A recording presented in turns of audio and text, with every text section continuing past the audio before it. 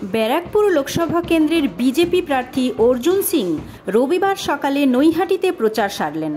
৩ নম্বর pole Ramkamal Sen road থেকে নিজের নির্বাচনী প্রচার শুরু করে মালঞ্চ সুকান্তপল্লী, বিবেকানন্দপল্লী, অশোকনগর, হরিনগর, পূর্বপাড়া, মাঠপাড়া, আম্রপালি, পশ্চিমপাড়া হয়ে শেষ হয় নৈহাটির ৪ নম্বর পোলে।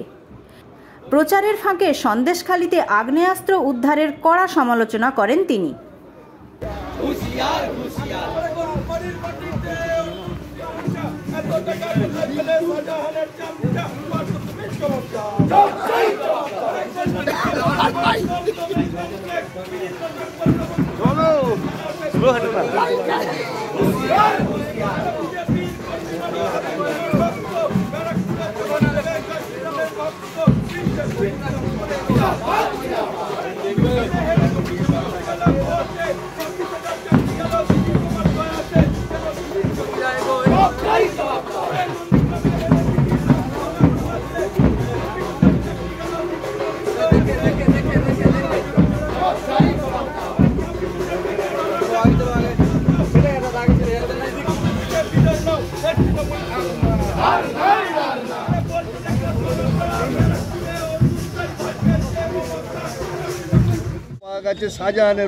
সার্ভিস রিভলভার দুটো কারণে পাওয়া যায়, দুটো কারণ হয়, বা মালখানা থেকে বেরোয় আর নালে গায়েব হয়, মানে হারিয়ে যায়, আর নালে বেঁচে দেয়। তিনটে কারণ আছে।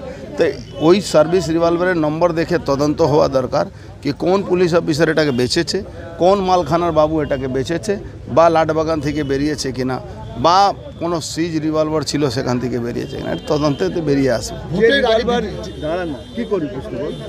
যে রিভলভার পাওয়া গেছে সে রিভলভার বিদেশি এবং অত্যাধুনিক, এবং আরও কিছু কার্তুজ পাওয়া গেছে যেগুলো সরাসরি কলকাতা থেকে কেনা হয়েছে, এবং সে স্লিপ পেয়েছে সিবিআই।